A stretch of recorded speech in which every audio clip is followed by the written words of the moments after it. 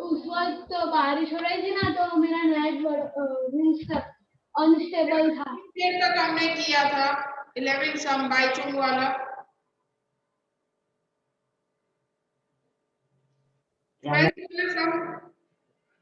Exercise 2.2 question number 12 बहुत पीछे है।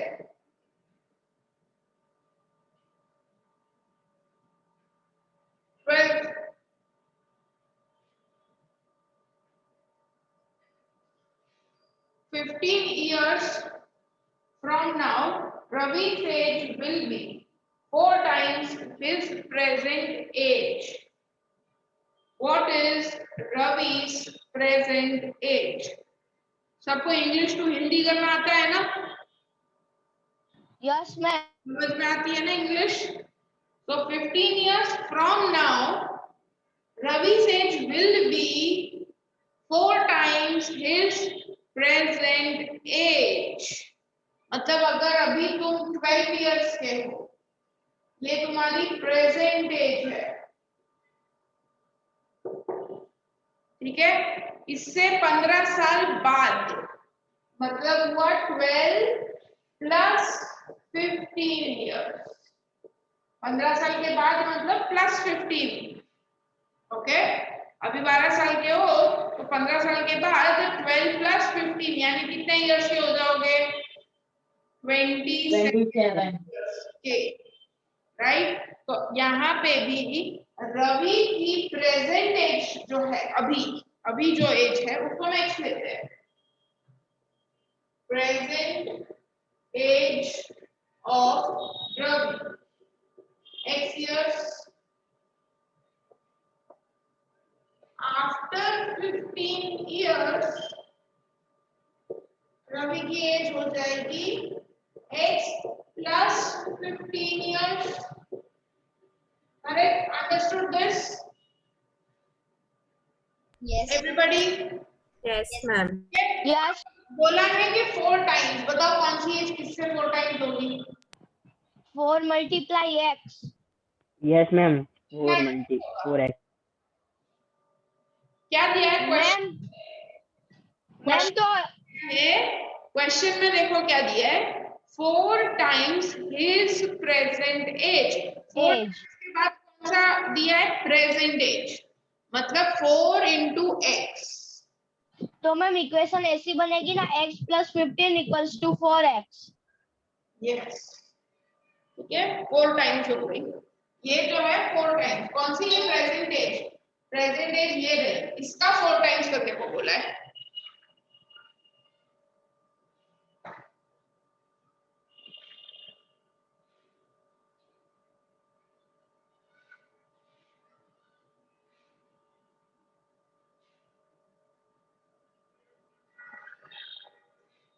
Next question, question number 13। Ma'am इसका आंसर 5 years ना? हाँ, 5। सिंपल इक्वेशन था ये। Now question number 13।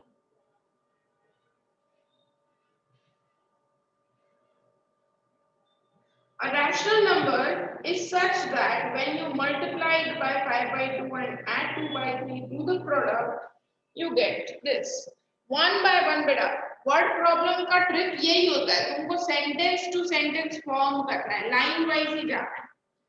एक नंबर है, नंबर को रैशनल नंबर बोला है, तो हम उसको सपोज करेंगे x है वो नंबर, ठीक है?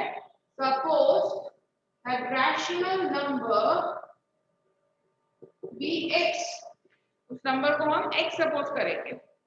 अब ये नंबर के साथ क्या किया है उन्होंने? Number such that when you multiply it, it मतलब नंबर है, उस नंबर में हम क्या मल्टीप्लाई कर रहे हैं? सबसे पहले 5/2 मल्टीप्लाई कर रहे हैं, ठीक है? तो x के साथ 5/2 मल्टीप्लाई मतलब 5x/2 हो गया। ये मल्टीप्लाई कर दिया 5/2 और x को, ठीक है? और फिर ऐड क्वेश्चन देखते जाओ बेटा, साथ साथ में ही अपने टेक्स्ट बुक में क्वेश्चन भी देखते जाओ, तो पता चलेगा कि what I am doing. x में multiply 5/2 and add ma'am +2/3 +2/3 2/3 we get मतलब equals to we get -7/12 7 upon 12. 7/12 ma'am अब तो इजी है मैम, अब तो एलसीएम निकाल के ही करना है। लेके सॉल्व कर देना है। अभी कोई नहीं करेगा, स्पेस छोड़ दो, होमवर्क में करना। मैं नेक्स्ट 14 सब करवा रही हूँ अभी। सब लोग 14 मैम दो कर लो, स्पेस छोड़ के आगे। क्वेश्चन नंबर 14 रीड करो। मैं क्वेश्चन पूछूंगी 14 में से।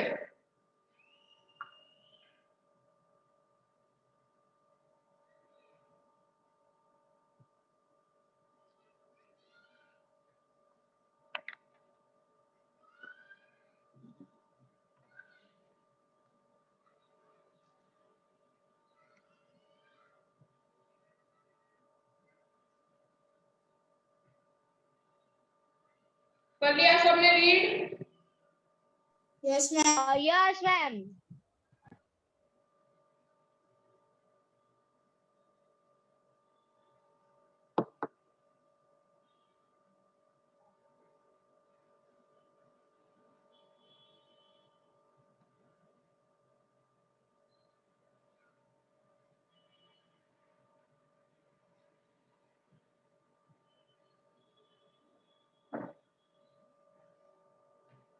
चलो अब बताओ। मैम डिनोमिनेशंस मतलब मैं बोलूं मैम डिनोमिनेशन मैं बोलूं मैं बोल और जो मैं क्वेश्चन पूछूं उसका ही आंसर देना है। चलो यहाँ पे जो कैरेक्टर की बात बोली उसका नाम क्या है? मैम रुपीज, मैम पैसा। लक्ष्मी की बात हो रही है ना, लक्ष्मी। कैरेक्टर का नाम बेटा। यहाँ पे डिनोमिनेशन कौन कौन से दे रखे? 100 ma'am 150 and 10 rupees. 150 and 10. 150 and 10, इसका मतलब 100 रुपए की नोट, 50 रुपीज की नोट और 10 रुपए की नोट है। ठीक है, तो और लक्ष्मी का प्रोफेशन क्या है? Cashier cashier.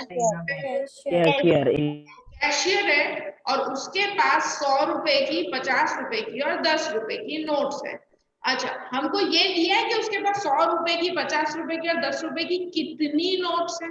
नो मैम वो नहीं दिया मैम, वो नो मैं मैम, रेशियो में नो बताया मैम, है। नो मैम, टू वही एक्स तो में फाइंड करना है। आंसर करना है। ठीक है, तो नो, आंसर इज नो। तुम्हें नंबर ऑफ नोट्स कितनी है वो नहीं दिया है। ठीक है एवरीबॉडी, मैम वही, सबको यस मैम, यस मैम ठीक है। अब मैम वही फाइंड करना है कि कितनी नोट्स दे है। पार्थ, तुमको होस्ट बना देती हूँ बेटा, लेक्चर लेना चालू। नो मैम, नो मैम आप ही ले लो ma'am. Thank you so much. Okay, अब वेलकम। करने को क्या बोला है क्वेश्चन में? देखो, what you have to find Number of ma'am notes. वही कि मैम 100 रुपए की कितनी नोट है, 50 रुपए। यस, 100 रुपीज की कितनी नोट्स है, 50 की कितनी और 10 रुपीज की कितनी है, वो हमें राइट। तो जो हमें फाइंड करना होता है हम उसको सपोज करते हैं। तो इधर क्या सपोज करूं मैं? तो 3 चीजें बोलिए फाइंड करने को। What I should suppose? Ma'am हमें 2x, Total 3x number और of 5x मैम पहले तो हम एक बॉक्स बना के एक बार मैम रुपीस लिखेंगे, फिर मैम उसके नीचे रेशियो में 2x, 3x, बेटा क्या मैम? क्वेश्चन क्या पूछा? मतलब मैम पता नहीं चला। मैं वही तो बोल रही हूँ, तुम सुनो तो सही, मैंने क्वेश्चन क्या पूछा है। मैम आपने अभी कुछ बोला ना, वही पूछा आपने क्या बोला। तो मैं वही बोल रही हूँ, तुमने सुना नहीं और तुम बोलने लग गए ऐसा। इसको मैम टेबल आपने बोला नहीं हम कैसे वो फाइंड आउट करेंगे, एक्स क्या लेंगे वो। हम किसको सपोज करेंगे? मैम 2 3 5 2 3 5 क्या 235. 235 सपोज थोड़ी करा है, 235 तो दिया है। मैम हम इसमें सपोज कुछ नहीं करना है। सपोज कुछ नहीं करना है। Super solve. नोट का रुपीस। हमें जो है रेशियो दिया है 235, क्या दिया है? रेशियो रेशियो दिया है किसका? रेशियो के फॉर्म में दिया है, नोट्स नंबर का। ऑफ नोट्स नोट्स का। नोट सो हम कैसे सपोज करेंगे? नंबर ऑफ, टेबल बनाना है, टेबल ही बना लेते हैं।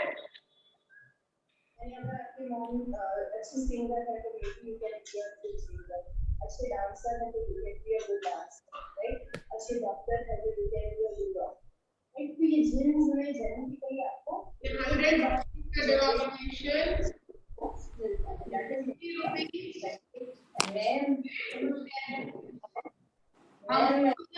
रेशियो बड़ा रेशियो टू आवाज आ रही है।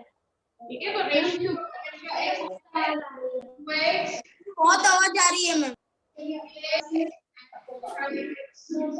हमें रेशियो दिया है, उसको हम लेते हैं xx, 2x 3x and 5x। Okay, अब रुपीस कितना होगा? अगर 100 रुपीस की 2x नोट्स है तो रुपीस कितना होगा? ये दोनों नंबर्स मल्टीप्लाई हो जाएंगे। तो 2x और 100 को हम मल्टीप्लाई करेंगे तो हमें पता चलेगा कि कितनी नोट, कितने रुपीस है। अगर मेरे पास 100 रुपए की 3 नोट है तो मेरे पास रुपीस कितने हुए? 300 रुपीस हुए, राइट? अगर 100 रुपीस की मेरे पास 5 नोट्स है तो रुपीस कितने हुए? 100 500। तो ऐसे ही अब मेरे पास 100 रुपीस की 2x नोट्स कर देने का 2x नोट्स है, ठीक है? तो रुपीस कितने हुए? तो 200x 200x रुपीस। ऐसे यहाँ पे 3 और 50 को तो 150x रुपीस, और यहाँ 5 एंड 10 यानी 50x रुपीस। ये आ गए हमारे पास रुपीस। और कोई इंफॉर्मेशन हमारे पास दी है क्वेश्चन में? यस मैम कि मैम इन सबका टोटल मिला के 4 लाख रुपया है, मतलब मैम 4 लाख रुपीज है। 100 की नोट का 50 रुपीज का। तो रुपीस हमको दिया है बेटा, देखो ये रहे रुपीस, ये क्या है मेरा रुपीस। उसके पास सबको मिला के, सब मतलब इधर कौन से ये तीनों को मिला के, ये जो रुपीस है वो तीनों को मिला के 4 लाख रुपीस है उसके पास। तो ये रुपीस को ऐड कर दो, 200x 150x and 50x equals to 4, 1 2 3 4 5. Now solve.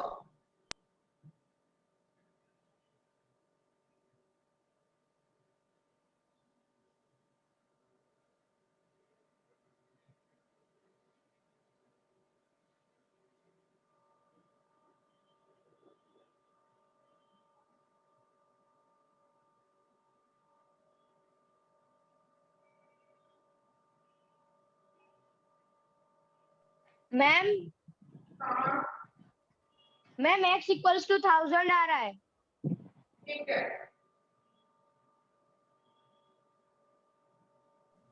Ma'am x is equals to 1000. yes right है बेटा।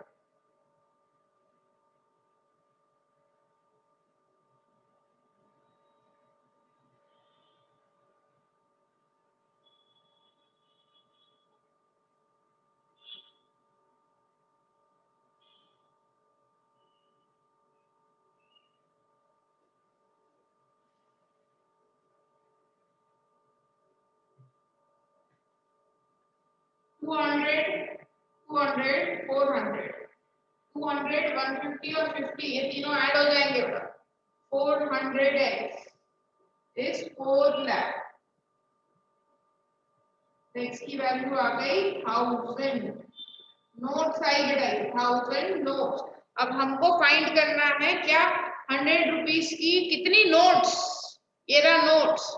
100 रुपीज की कितनी नोट्स है? 2x। तो हम क्या करेंगे बेटा, x की वैल्यू रख देंगे अब 2 into x। x कितना आया? 1000।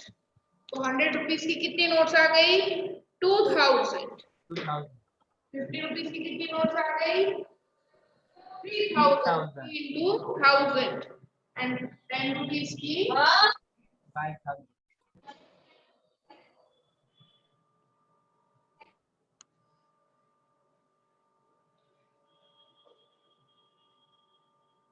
मैम अब बेटा मैं तुमको क्वेश्चन में ऐसा नहीं बोल सकते कि total number of notes find करो, तो ये सारे नोट्स को तुम्हें ऐड कर देना होगा, तो पता चलेगा कि टोटल नोट्स कितनी है। अगर पूछा हो तो, ये क्वेश्चन में ऐसा नहीं पूछा है।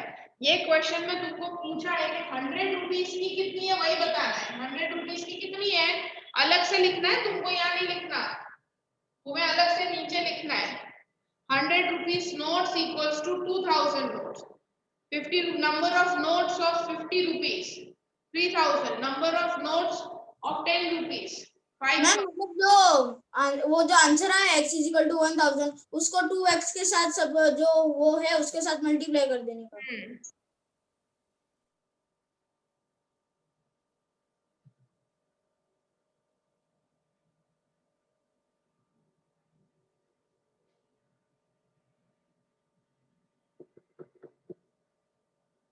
अभिमन्यु कैमरा क्यों बंद है?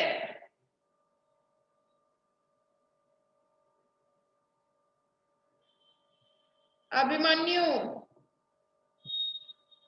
यस मैम, कैमरा बंद नहीं रखना है बेटा। सॉरी।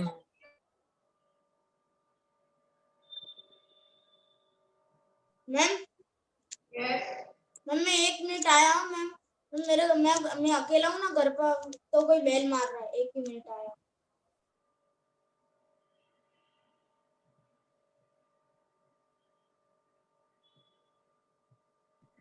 मैम 2000 मैम उसके पास 100 की नोट 2000, 50 की 3000 और 10 रुपीस की 5000 है। ठीक है, क्वेश्चन नंबर 15 रीड करो। चलो अब उसका मेरे को सिर्फ गर्ल्स ही आंसर देने वाली है।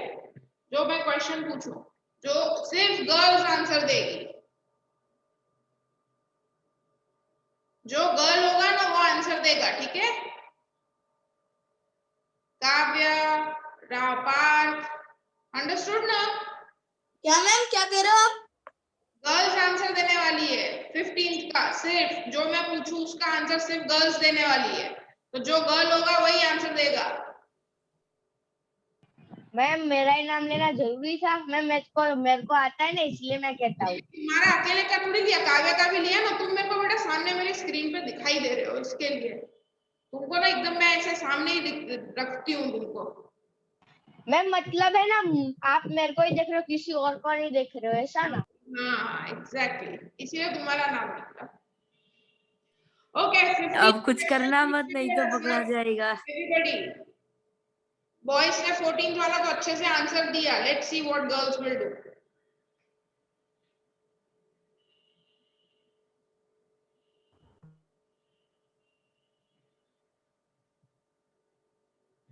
क्वेश्चन अच्छे से रीड करना है सबको। मैम सॉल्व कर सकते हैं? हाँ सॉल्व कर सकते हो।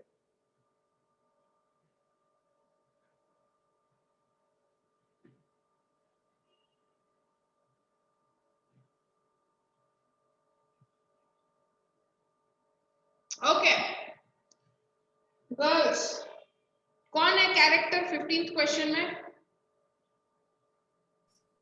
कौन बोल रहा है? कौन कैरेक्टर है? किसके बारे में बात हो रही है? गर्ल्स मैम आई। आई ठीक है, हाँ। तो हम खुद को ही सपोज करना, okay? You are the character. Now denomination क्या दी है? 1, 2 and 5 1 and 5 1, 2 and 5 rupee coins है, यस राइट? नोट्स नहीं है, कॉइन्स है। टोटल रुपीस दिए 300 राइट। रेशियो दिया है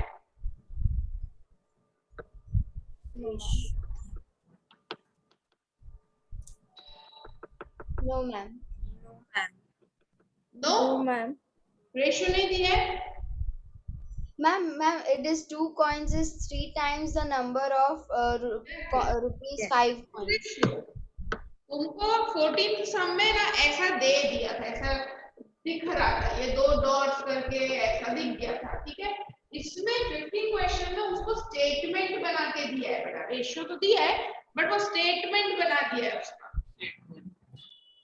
So now say I write here coins, previous question में notes था coin एक्सेल मतलब बहुत अच्छे से करते हो, इससे इजी एक्सप्लेन करता है। ये वो प्रोफेशनल, हाँ प्रोफेशनल बट डिनोमिनेशन क्या है 1 रुपी 2 rupee and 5 rupees. 5, राइट। और टोटल क्या क्या दिया है वो बताओ। Ma'am, total coins is 160. Yes very good. तो इधर कॉइन्स के सामने मैंने टोटल लिख दिया, ठीक है। टोटल कॉइन्स दिए हुए हैं और क्या दिया है, टोटल रुपीस भी दिए हैं। कितने दिए 300. इतनी इंफॉर्मेशन सबको पता चल गई, ये इंफॉर्मेशन दी है वो हमने कर दी। क्लियर सब लोगों को, एवरीबॉडी। Yes, ma'am. चलो Yes. अब रेशियो की बात करते हैं।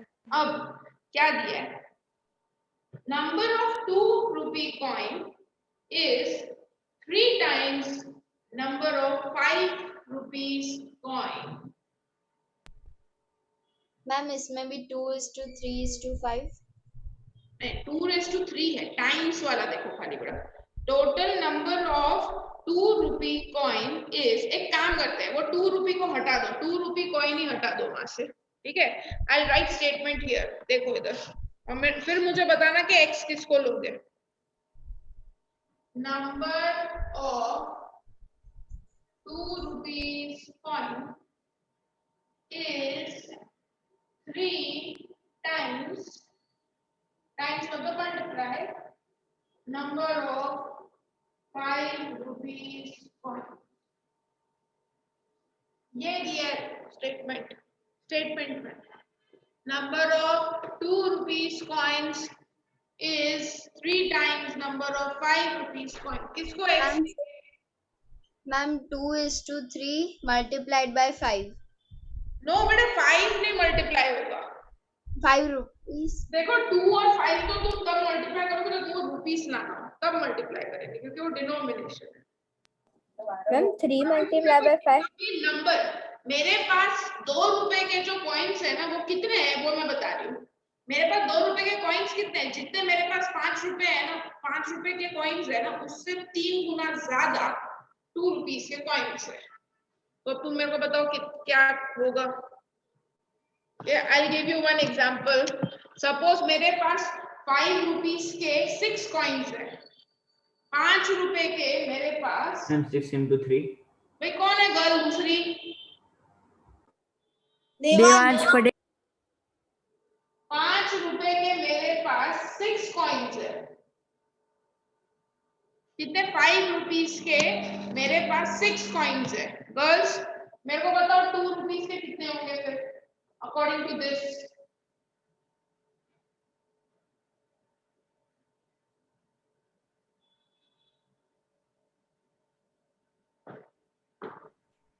एटीन करेक्ट, 3 गुना ज्यादा। 2 रुपी कॉइन जो है वो 5 रुपीस कॉइन से 3 टाइम्स ज्यादा, यानी 3 into 6 18। ठीक है, अब मेरे को बताओ अगर मेरे 5 रुपीस के कॉइन्स x है तो 2 रुपीस के कितने होंगे? Ma'am, 3 into x. 3 into x, that is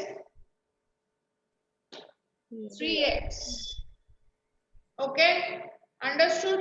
तो क्या करेंगे कि हमारे 5 रुपीस के कितने कॉइन्स है x, तो 2 रुपीस के उससे 3 गुना ज्यादा है 3x. हाँ, 3 गुना मतलब प्लस नहीं करना, 3 गुना मतलब 3 टाइम्स हो गया। तो यहाँ तो जितने 5 रुपए के उससे 3 गुना ज्यादा 2 रुपए के, तो 3 times x 3x।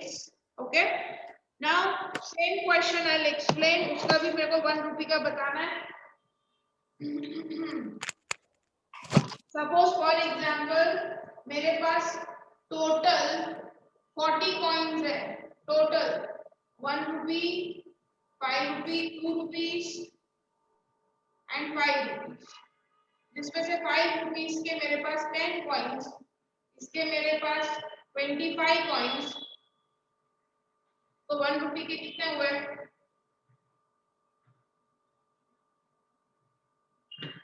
Ma'am no,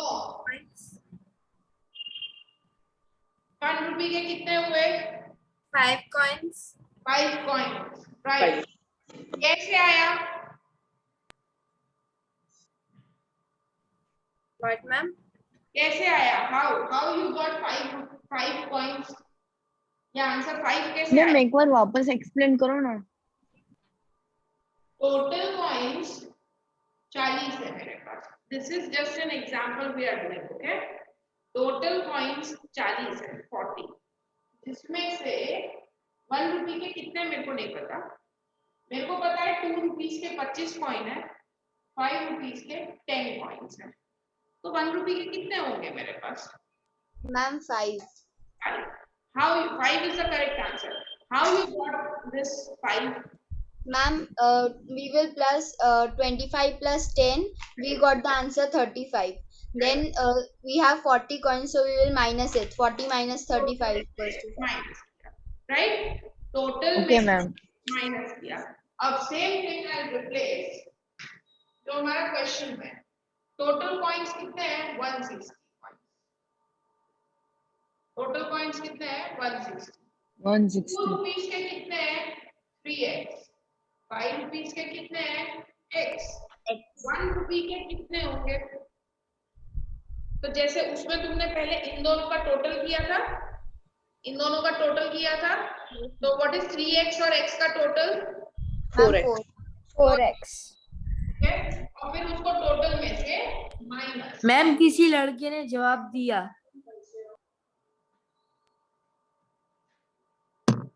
understood बेटा? ठीक है, Yes, तो ma'am. 160 okay ma'am. और ये दोनों को प्लस कर दें तो 3x प्लस x कितना हो गया? 4x। टोटल में से माइनस कर दो, 1 रुपी का कॉइन आ गया। 1 रुपीस के कॉइन्स कितने हुए? 160 minus 4x। How you have to do? जो दिए हैं दोनों उनको प्लस करके टोटल में से माइनस कर दो, तो जो रिमेनिंग क्वांटिटी है वो आ जाएगी।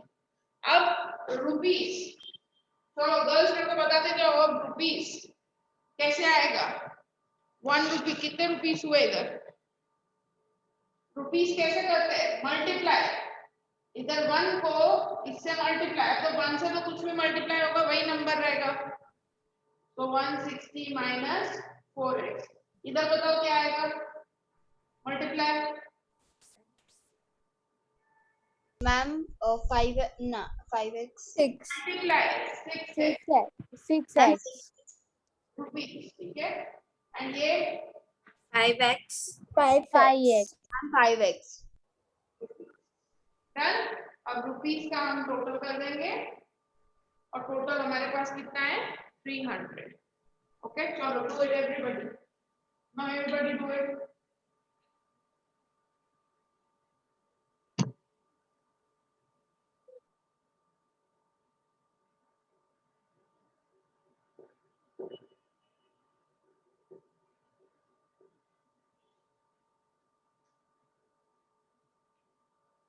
सबको करना है बेटा, आंसर सॉल्व नोटबुक में।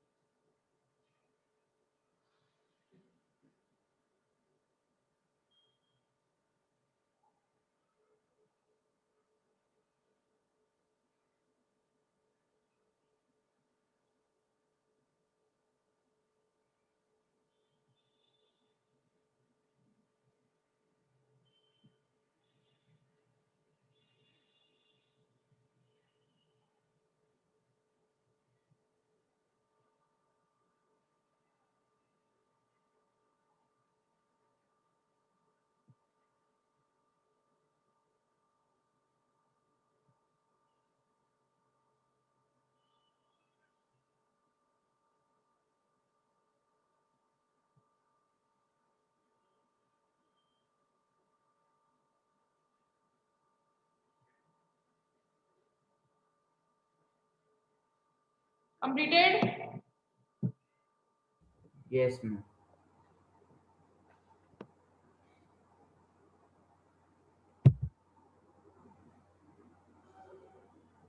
What is the answer? X की Ma'am. वैल्यू क्या आई? Ma'am. X is equal to 20. 20x.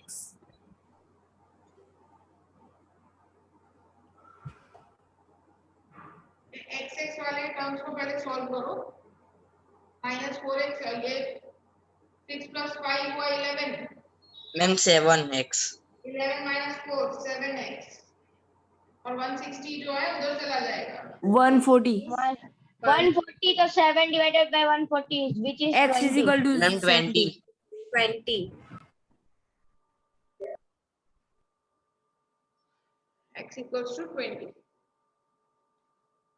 अभी जो क्वेश्चन में पूछा है, क्वेश्चन में क्या पूछा है? कॉइन्स फाइंड करना है, यानी 5 रुपीस के कितने कॉइन्स आए? 20। x है ना, x यानी 20, 3x यानी 3 × 20 कितना हुआ? 3 × 20 60. ये 60, ये 20 तो हुआ 80। 60 से 80 माइनस हुआ तो क्या आएगा? 1 रुपी। 80.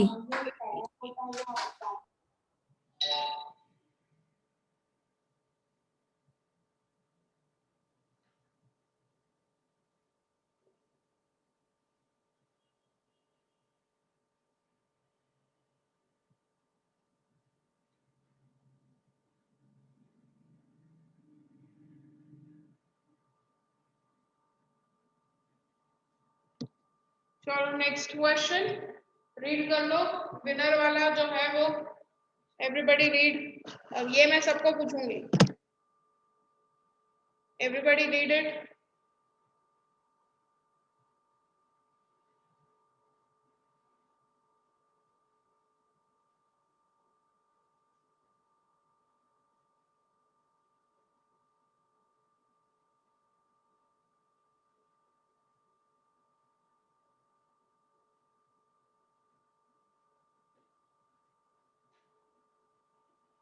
Okay,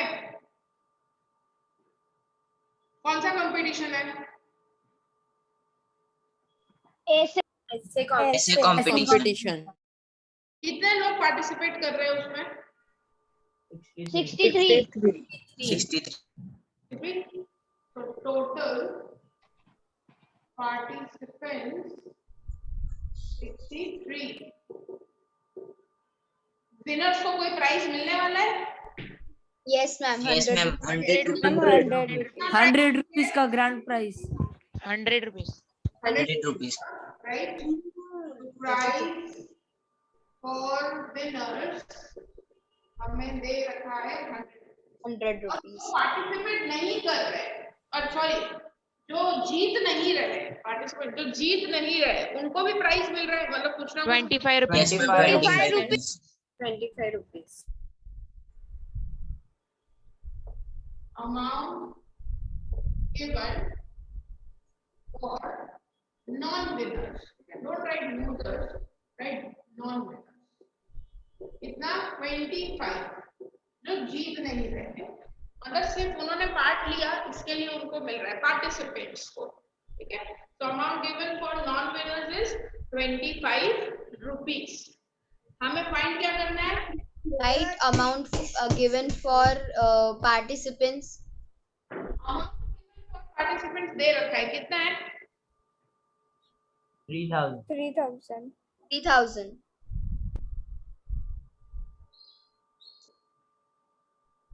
amount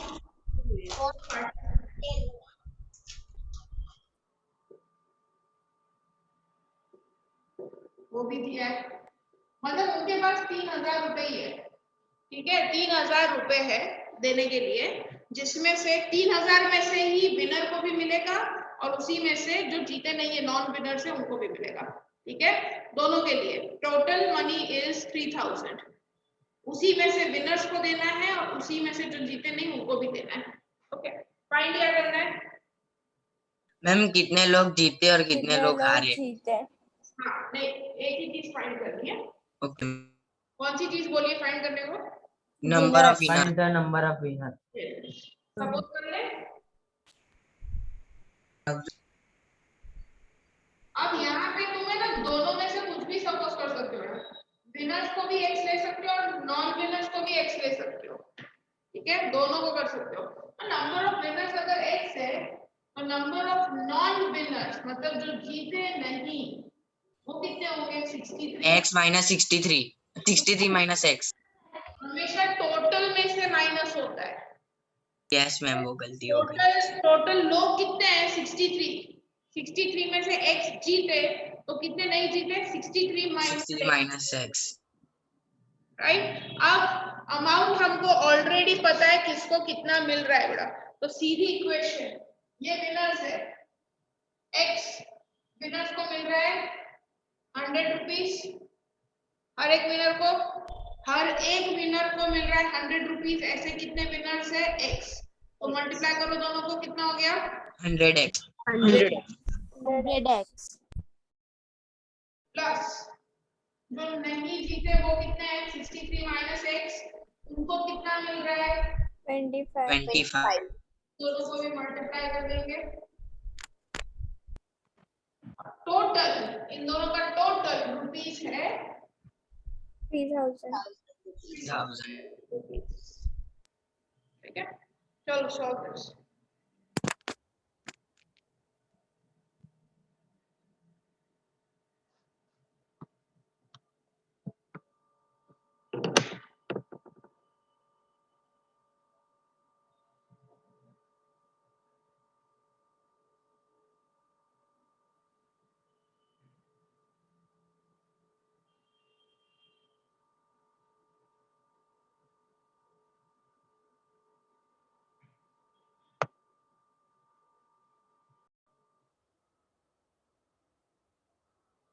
Now exercise 2.4.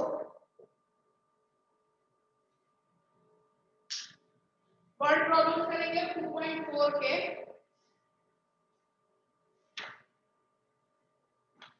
चलो फर्स्ट वाला जो पहले इजी है वो करेंगे अभी, ठीक है, तो कब खत्म हो जाएगा। फर्स्ट वाला easy one, Amina thinks of a number, ठीक है, कोई भी एक नंबर सोचा उसने, suppose that number be x। Suppose Amina thought of number x। अब and subtract 5/2 from it। from के बाद वाला पहले आता है ना बेटा, from it, और it हमारा क्या है? x। तो x के से 5/2 को किया subtract, okay, then she multiplies the result by 8। ये पूरा का पूरा उसने 8 के साथ मल्टीप्लाई किया, 8 के साथ पूरा रिजल्ट मल्टीप्लाई किया, and result now obtained is, मतलब इसका जो आंसर आया वो इज 3 टाइम्स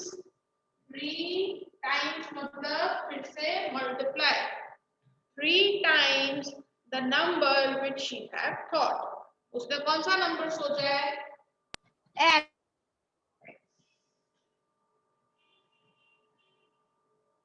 डन। अब इसे सॉल्व करेंगे, 8 को अंदर मल्टीप्लाई करो दोनों के साथ, इधर भी और इधर भी, दोनों x के साथ होगा 8 तो 8x, 8 5 40, 3 into x। 40 upon 2 तो डिवाइड हो जाता है, 40 और 2 तो डिवाइड हो जाएगा ना, उसे डिवाइड करो 20। मैम 20। करेक्ट। और मैं सॉल्व 20। सॉल्व फर्स्ट के बाद फिर सेकंड मत करना, मैं बताऊं वो करना।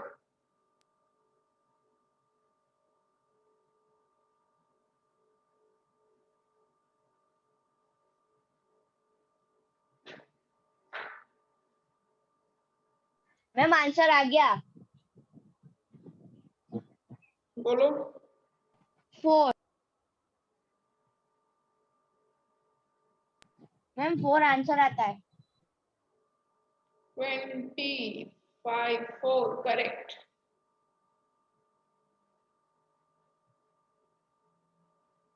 यस मैम आंसर करेक्ट है मैम।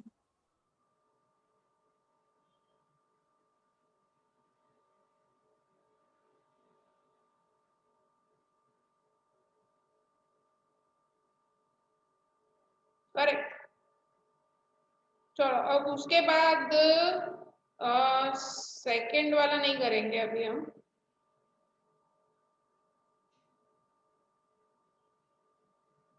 सेकंड नहीं, मैम क्वेश्चन नंबर 5 इजी है। वो भी नहीं, पीछे आ जाओ। पीछे ये 9 और 10 दिख रहे हैं। पीछे के दोनों 9 एंड 10।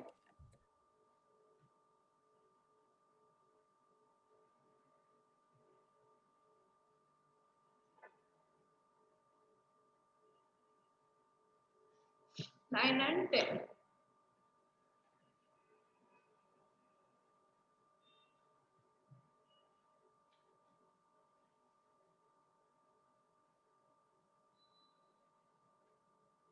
चलो रीड करो, 9th में क्या दिया है। Question number 9।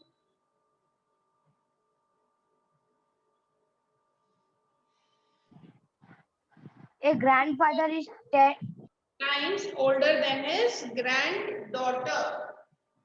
Grandfather is 10 times, मतलब फिर से मल्टीप्लाई हुआ, times age of his granddaughter. इसको सपोज करेंगे, सपोज ग्रैंड डॉटर की एज को x लेते हैं। ओके, तो suppose suppose age of granddaughter, अगर ग्रैंड डॉटर की एज x इयर्स है तो ग्रैंडफादर उससे 10 गुना बड़े है।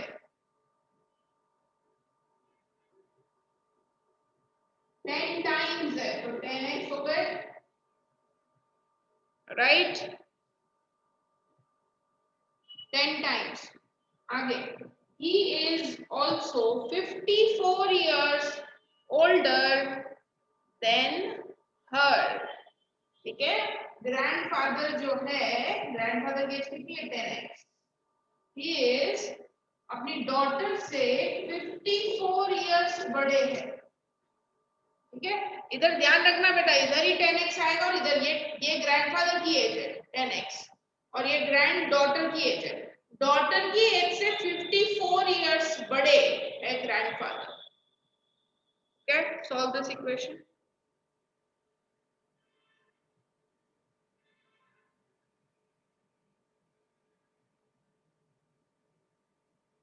Ma'am x is equal to 6। Correct. Ma'am daughter की एज 6 और ग्रैंडफादर की एज 60 इयर्स। 60, करेक्ट।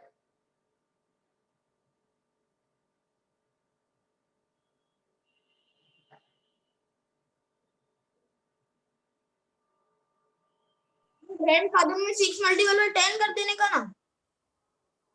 हाँ, ओके।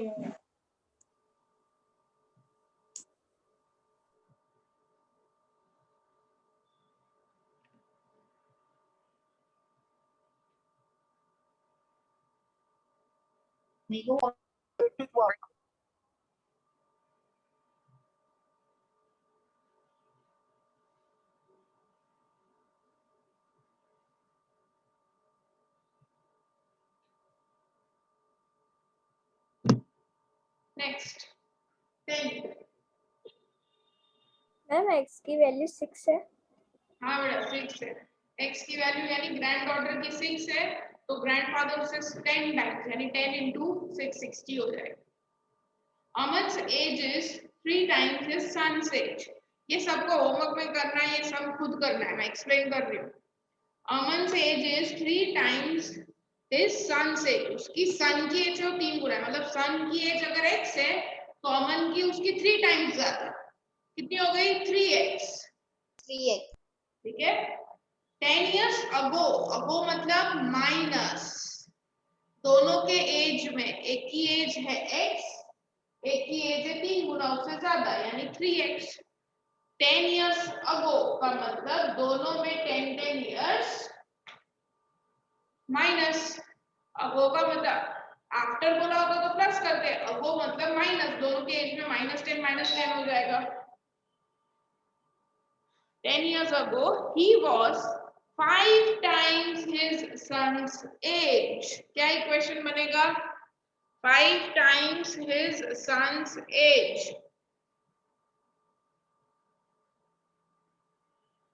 बोलो इक्वेशन क्या बनेगा? 16 it was in. Ma'am x minus 10 फिर ma'am plus 3x minus 10 is equal to 5x. बेटा 5x क्यों आएगा? फादर क्योंकि मैम 5x his son से इसका 5 टाइम्स इसकी है, बेटे की है. यस मैम उसका बेटे की सन से. So 5 times like this. So solve. Okay. So homework पता है सबको 2 times एक तो 11 से लेकर 16 तक को सम्स करना ही है. 11 यस से. Ma'am. Okay, ma'am. So everybody, bye. Oh, ma'am, ma'am, Bye, ma'am. ma'am. 1 minute, excuse me, ma'am.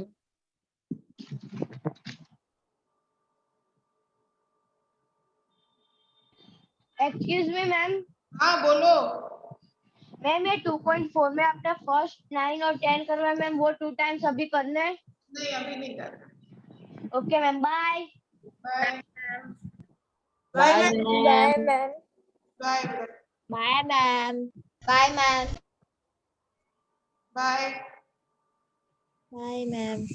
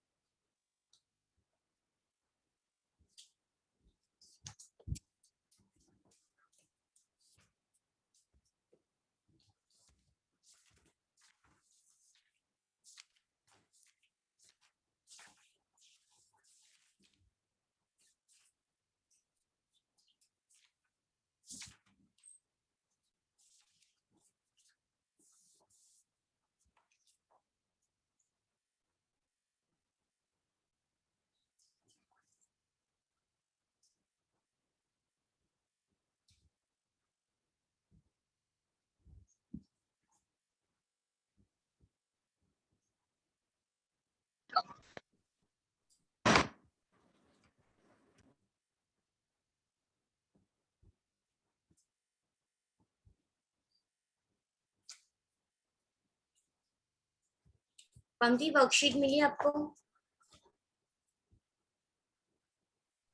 Yes, ma'am. History 1. Ma'am, आज ही मिली ना? कौन सी मिली? History chapter number? Ma'am 3. History number chapter number 2 मिला आपको? हिस्ट्री का चैप्टर नंबर 2 की वर्कशीट नहीं मिली आप सबको? पंक्ति देखो, चेक करो बेटा, वापस मैं साइन कर दूं. yes, ma'am, मैं चेक कर रही हूँ.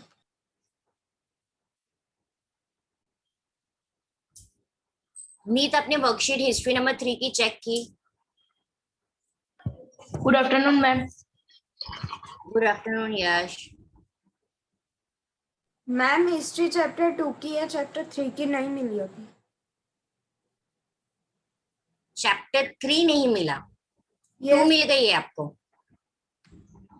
yes, मैम 2 मिल गई, 3 नहीं मिला.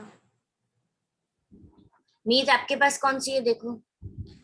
मैम ये देखो, कल ही भेजा था. कल भेजा ना? आज अभी कोई वर्कशीट नहीं आई है ना आपको? No ma'am. हाँ, आज अभी आ जाएगी आपको. हिस्ट्री 3 भी आ जाएगी, रूलिंग कंट्री साइड भी आ नहीं, जाएगी. मुझे तो कल एक भी वर्कशीट नहीं मिली. मिल जाएगी बेटा, धीरे धीरे आज सबको मिल जाएगी. मंडे तक. मैम आज है ना हिस्ट्री चैप्टर 3 की मिली है हमको. Good evening ma'am. मिली है ना? हाँ मैम हिस्ट्री 3 की मिली है. देविक को दोनों मिल गए, 2 भी मिल गई, 3 भी मिल गया. अब देखो history 1, 2, 3 we will meet on Tuesday. Tuesday तक अगर आपको 1 2 3 हिस्ट्री, सिर्फ हिस्ट्री की बात, उसमें से एक भी वर्कशीट नहीं मिलती, मैं वापस पूछूंगी, आपको एडमिन ऑफिस फोन करना है और बोलना है कि मेरी ये वर्कशीट मुझे अभी तक नहीं मिली। और आज जो थर्ड मैंने भेजी है उसमें आप देखना मैंने शॉर्ट आंसर्स के क्वेश्चंस के आंसर के साथ भेजी है। चेक किया किसी ने वो worksheet? Yes ma'am. Yes, I guess so there are more than 20 question answers with the answer. तो वो easily आपको learn हो जाएगा. Okay?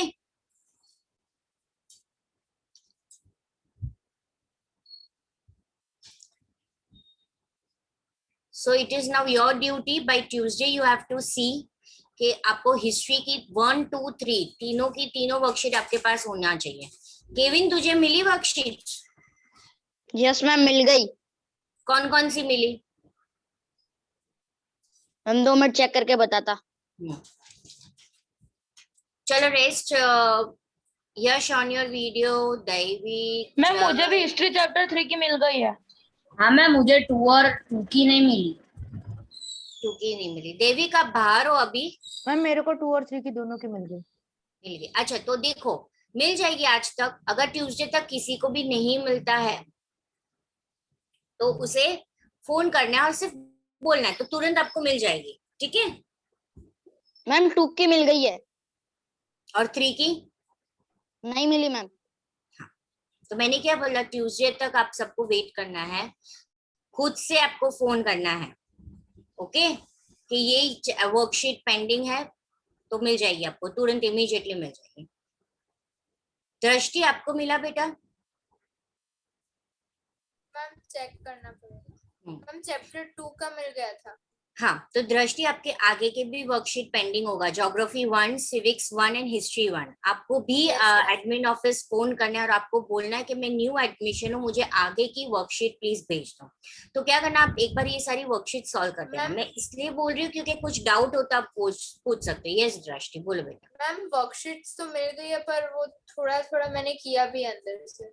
कोई नहीं, बस मिल गई ना तो थोड़ा थोड़ा सॉल्व करते रहना। तो अगर कोई डाउट है तो आप मुझे पूछ सकते हो। Okay ma'am. यश ऑन करो वीडियो। जय मैम मैं 2 मिनट चेक कर रहा हूँ हिस्ट्री चैप्टर 1 और 2 की मिली है या नहीं। ओके कथन नहीं आया आज अभी तक। और कौन मिसिंग है? मैम देवम। देवम थोड़ा लेट आता है।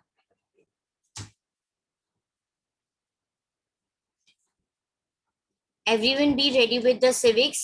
We have to do the page number 28.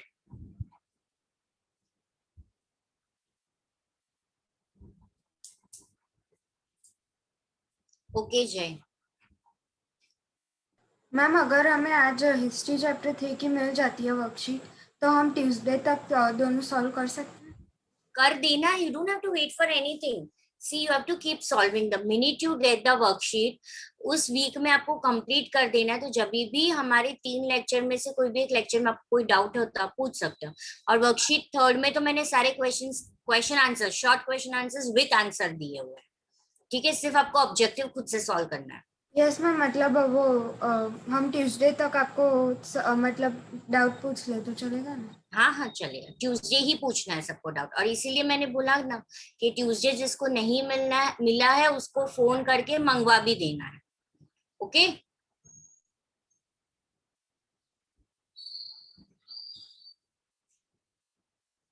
Here comes कथन। चलो now everyone is there. Kevin on your video। देवम भी आ गया। चलो तनिष्का, देवम ऑन करो वीडियो। चलो will start now.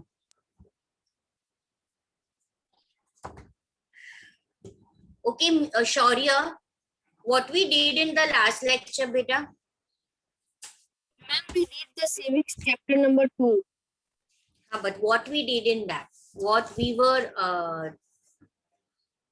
what I explained, what you understood. Ma'am, What is the topic about? Ma'am, we learn about secularism. Okay, what do you mean by secularism? Meet raised hand. You can take the help of the textbook, Shaurya. What do you mean by secularism? When I say there is only one sentence, अगर ये एक mark में पूछा जाता है what is secularism, आपको एक line का ही आंसर लिखना है और वो टेक्स्ट बुक में है और मैंने टिक भी करवाया है. Yes, मीत बोलो answer.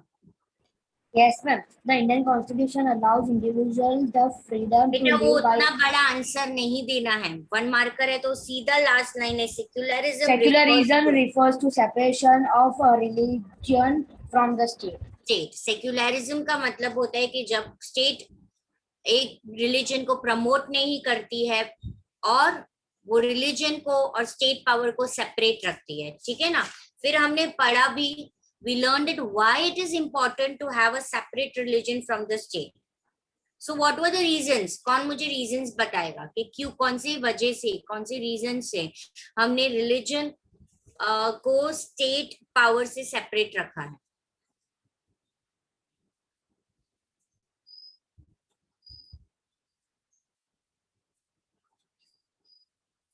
No one. Jay, what Can you about you? repeat the question? Yes, I asked that why it is important to separate religion from the state. What are the reasons? Yes, Jay. आप एक reason समझाओगे, Tanishka आप एक reason समझाओगे. Ma'am, first one is that religious community does not dominate other. Yes, right. Tanishka?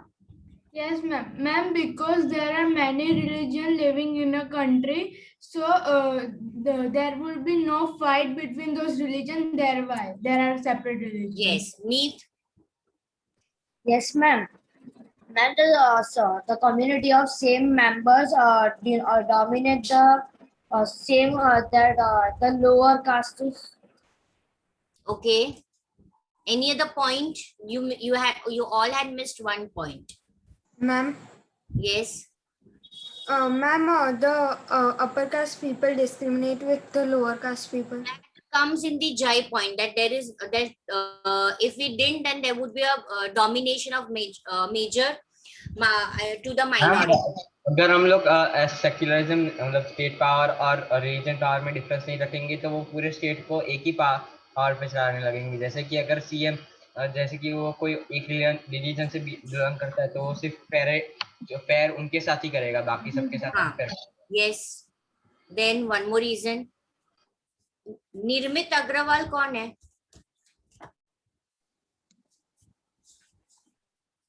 And ma'am, state cannot enforce any particular religion nor take away the religious freedom of individuals. Yes. And because it gives the protection to the freedom of religion, freedom of embrace another religion. So you have a freedom. अगर हम एक ही religion को promote करेंगे तो हमें क्या नहीं मिलेगा? फ्रीडम नहीं मिलेगा. ठीक है. तो ये जो हमारी फ्रीडम ऑफ रिलीजन है, हर एक इंडिविजुअल को फ्रीडम मिले कि वो जो भी रिलीजन एम्ब्रेस करना चाहिए यानी अपनाना चाहे वो अपना सकता है. So that is the only reason we have kept separate religion and the state power. Then Jai said yes कि उसको democratically अगर function smoothly करना है तो religion को बिल्कुल भी interference नहीं चलाएगा. Second, domination नहीं होना चाहिए. अगर majority एक religion है और वही religion सबसे ज्यादा है तो वो दूसरे religion पे dominate करेगी. Okay, Shaurya, you have to on your video. Kevin, see again and again I don't have to say everyone that you have to on the video. I will literally remove you. Who is Nirmit Agrawal, please? On your video.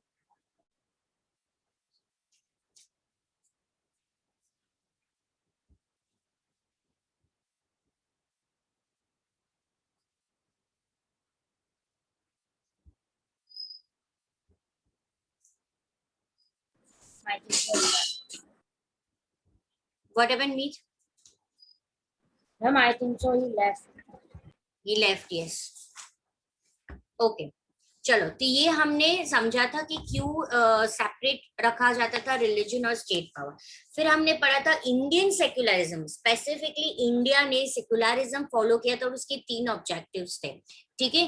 Devik, I guess so you are travelling, so I won't ask you today. Do you have a text book with you or you have opened nothing? Okay, you're going out of station or what? Okay, fine. Rudra, can you tell us one of the objective? Text book में से देख के ही बोलना है, page number 21. मैंने आप सबको ये लिखने को भी दिया था कि what is Indian secularism with the 3 objectives. Rudra, you have to say me the first point. That one religious community does not dominate another. Okay, what do you mean by this? That one religious community does not dominate another. Pankti, can you tell us what do you mean by this?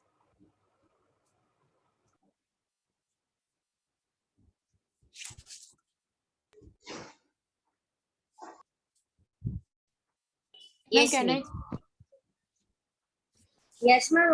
That the one religious community does not dominate other means that if there is the main, like the government has declared the Hindu religion as the state religion, so the community does not have to dominate others which are in majority. Minority, not the majority. Minority. अगर India में हिंदू उस state power में religion power भी दे दिया तो जो जितने भी माइनॉरिटीज रिलीजन है वो उन पे डोमिनेट करना शुरू कर दिया. तो कोई भी एक रिलीजियस कम्युनिटी दूसरे रिलीजियस कम्युनिटी पे कभी भी डोमिनेट नहीं कर पाए, इसलिए हमने सेकुलरिज्म फॉलो किया. देवम, आपको दूसरा पॉइंट बोलना है. Yes, ma'am. That some members do not dominate other members of the same religious community. Yes, can you explain this point? Ma'am, I don't know. You don't know this point? Okay. Drashti, can you tell us? Ma'am, in this point, it is said that the one religious does not dominate another. That because some upper caste religious they dominate other religious which is of lower caste. Not the other, not the other. Same religious community. Jai, would you like to tell us? Yes, ma'am. Ma'am, if we take an example of Hindus, ma'am, so Hindu people cannot, differentiate of the other members of the same religion. Yes. Hindu community की ही अगर हम बात करें तो उसी religious community में majority जो upper caste होते, उसी रिलीजियस कम्युनिटी में जो लोअर कास्ट होते हैं उनके साथ वो डिस्क्रिमिनेट ना करे, डोमिनेट ना करे. सिर्फ कास्ट नहीं, क्लास भी होता है कम्युनिटी में, राइट? रिच पुअर, तो उसमें भी डोमिनेशन होता है. कम्युनिटी एक ही है, एक ही रिलीजियस कम्युनिटी है, पर उसमें डिफरेंशिएट होता है कास्ट का, क्लास का, जेंडर का. तो ये सबको ध्यान रखते हुए वो एक दूसरे पे डोमिनेशन ना करें. Same religious community. देखो ये दोनों पॉइंट आप समझो. पहले पॉइंट में ये बोलना चाहता है कि एक रिलीजियस कम्युनिटी है और दूसरा अनदर रिलीजियस कम्युनिटी है, राइट? सेकेंड पॉइंट में एक ही रिलीजियस कम्युनिटी में भी डोमिनेशन होता है, तो वो भी ना हो. और थर्ड पॉइंट कौन बताएगा मुझे? कथन बताएगा. हाँ, that the state does not enforce any particular religion nor take away the religious freedom of the individual. Ma'am, can I explain? Yes. मैं explain कर सकता हूँ. अच्छा, उसी को करना है, करो. स्टेट किसी पर्टिकुलर रिलीजन को फोर्स नहीं कर सकता पूरे मतलब उस स्टेट को कि तुम्हें यही रिलीजन फॉलो करना है, या सबकी रिलीजियस फ्रीडम नहीं ले सकता. हाँ, कोई भी एक इंडिविजुअल की religious freedom. Ma'am, like Saudi Arabia. Yes, right? So now you're clear with this all points. ये आंसर लर्न हो जाना चाहिए, बहुत इंपॉर्टेंट आंसर है. Yes, okay? चलो, अभी इंडियन स्टेट है वो ट्राई करता है ये डोमिनेशन रिलीजियस दूसरी रिलीजियस कम्युनिटी पे ना करे, उसी रिलीजियस कम्युनिटी में ना हो. तो उसने क्या किया? They started with different strategies, right? Indian state कभी भी एक रिलीजियस ग्रुप से रूल नहीं होता है, या कभी भी वो एक ही रिलीजन को कभी सपोर्ट नहीं करता है. इंडिया में गवर्नमेंट के पास क्या है? उसके कोर्ट है, पुलिस स्टेशन है, गवर्नमेंट स्कूल है, ऑफिसेज है. ये सब जो गवर्नमेंट स्कूल, ऑफिसेज और जो है वो इस डोमिनेशन को प्रिवेंट करने के लिए क्या फॉलो करते हैं? वो क्या सेलिब्रेट नहीं करते हैं? कौन बताएगा वो क्या सेलिब्रेट नहीं करते? Ma'am ma'am Religious festivals. Religious festival Religious celebrate festival. नहीं करते हैं। Not all the religious festivals, सारे नहीं करते रिलीजियस फेस्टिवल्स है। हाँ, कोई भी रिलीजियस फेस्टिवल वो और इसीलिए उस दिन छुट्टी होती है, जबकि प्राइवेट स्कूल और वो सब कर सकते हैं, पर गवर्नमेंट इसीलिए नहीं करती क्योंकि वो डोमिनेशन को प्रिवेंट यानी प्रोटेक्ट करना चाहती है। ठीक है, सो that is the first strategy. और हमने वो स्टोरी बोर्ड भी पढ़ा था, वो स्टोरी बोर्ड सबको क्लियर है। और वो स्टोरी बोर्ड में हमने यही देखा था कि जब स्कूल में फेस्टिवल होता है, रिलीजियस फेस्टिवल कभी भी नहीं सेलिब्रेट करते, टीचर वही बोलते हैं कि आप स्कूल के बाहर की प्रेमाइसेस में कर सकते हो या आप आपके घर के सोसाइटी में कर सकते हो, right? So this rule doesn't apply to private school, but it always apply to the government school. We have studied this first. Now the second way how secularism prevent the domination. See, this was the first point, how secularism prevent the domination. अगर आपको question पूछा जाता है, जैसे आपके text book में, come to the page number 26.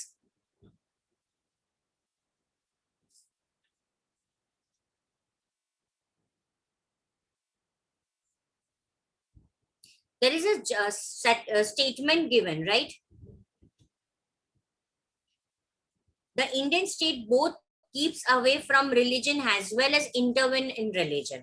You have to justify the statement. तब आप ये तीनों स्टोरी बोर्ड से एक्सप्लेन कर सकते हो, okay?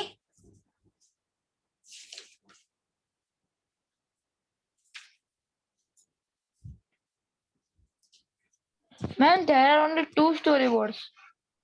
Yes, sorry, but there is a third way, third strategy. Third में हमें स्टोरी बोर्ड नहीं दिया है, सिर्फ एग्जाम्पल दिया है, 2 स्टोरी बोर्ड। अब हम लोग सेकेंड पढ़ेंगे कैसे इंडियन सेक्युलरिज्म डोमिनेशन को प्रिवेंट करता है, और वो है गवर्नमेंट का नॉन इंटरफियरेंस। वो कौन सा है? गवर्नमेंट का नॉन इंटरफियरेंस। तो सबसे पहला हमने क्या पढ़ा कि कभी भी गवर्नमेंट स्कूल हॉस्पिटल्स में रिलीजियस फेस्टिवल सेलिब्रेट नहीं किया जाता है, वो प्रिवेंट करता है डोमिनेशन को। सेकंड है सेक्युलरिज्म कैसे प्रिवेंट करता है, तो नॉन इंटरफियरेंस। ये वर्ड आपको याद रखना है, क्या रखना है याद आपको? Non interference. अब देखो यहाँ पे हमें एक स्टोरी बोर्ड दिया गया है, 2 दिल्ली के बंदे हैं, they are driving their 2 vehicles, one is sardar ji and another is not a sardar ji. Delhi में रूल है कि आपको जब भी टू व्हीलर ड्राइव करते हो, you have to wear a helmet, right? So they both met at the signal, and when another man said to him that why aren't you wearing a helmet, वो दूसरा बंदा कह रहा था कि आपको तो पेनल्टी होगी, फाइन भरनी पड़ेगी। तो वो सिख बोलते हैं डोंट वरी, हम सिख, हमें सरदार जी से कभी भी फाइन नहीं किया जाता है, क्योंकि हमारे रिलीजन में ये माना जाता है, सिख में वेयरिंग अ पगड़ी वो बहुत इंपॉर्टेंट है, राइट? तो गवर्नमेंट हमें कभी भी फोर्स नहीं कर सकती कि आप ये पगड़ी निकालो और हेलमेट पहनो, because it is there in the religion. इसका मतलब गवर्नमेंट किसी के रिलीजन के सेंटीमेंट को हर्ट नहीं कर सकती है। गवर्नमेंट किसी के रिलीजन को क्या नहीं करेगी? इंटरवेन यानी इंटरफेरेंस नहीं कर सकती है, जब तक वो हार्म नहीं करता है सोसाइटी को। अब सरदार जी पगड़ी पहने, वो किसी को हार्म नहीं करता है, ठीक है? वो सोसाइटी में किसी को हार्म नहीं करता है, इसीलिए वो कभी भी इंटरवेन का मतलब interference. So from the second point, they are telling that government does not interference in anyone's religious matter. Culture जो होता है, उनके एथिक्स जो होते हैं, उनके जो आइडियोलॉजी होते हैं, उसमें कभी भी इंटरवेन नहीं करता। आप ये पॉइंट क्लियरली समझना, क्योंकि जो थर्ड स्ट्रेटेजी है इसी को लेके कंटिन्यूएशन है, ठीक है? अब Devam, yes ma'am, you have to read page number 28 first जो पैराग्राफ है वहां से पढ़ना शुरू कर। पेज नंबर 23 सॉरी बेटा। Yes ma'am. The second way ma'am, मतलब ये स्टोरी के बाद ऊपर वाला जो है इन द सेकंड वे से पढ़ो। Yes, the second way in which Indian secularism works to prevent the above domination is through a strategy of non-interference. This means that in order to respect the sentiments of all religions and not interfere with religion practices, the state makes certain exceptions for particular religious communities. Yes, तो कुछ particular religious community उनके लिए उन्होंने exceptions रखा है कि हाँ इनको चलेगा, उनके लिए सारे रूल्स फॉलो नहीं करने. Now Devam read the story book. Yes, ma'am. Ma'am, Yes, storyboard yes. read करना है. हाँ, a group of friends. A group of friends who have recently bought scooters are meeting to go for a ride together. Hey, I hope you have a helmet. You know the law in Delhi requires that you wear one. Why aren't you wearing a helmet? Do you want to be fined? Don't worry, I will not be fined. Hey, Paramjit, why won't you be fined? For Sikhs, wearing a pugri is a very important part of our religion. The government cannot force me to wear a helmet. Okay, so in the above storyboard, Paramjit, who was a Sikh youth, does not have to wear a helmet. This is because Indian state recognized that wearing pagri, that is turban, is a central to Sikhs religious practice. उनके practice में ये important है. And in order not to interfere, they will not interference in their religious matter, and it allow the exception. ये law में see हमें हर बार ये सिखाया जाता है कि law is equal for everyone. ठीक है, पर जब हमारी इंडिया में रिलीजियस की बात आती है तब गवर्नमेंट कुछ एक्सेप्शंस देते हैं, उनको थोड़ी सी छूट देते हैं. समझ में आया? पर मैंने पहले भी बोला था वो जब तक वो सोसाइटी को हार्मफुल ना हो. सी अंडरस्टैंड दिस लाइन कि जब तक वो सोसाइटी को हार्मफुल ना हो.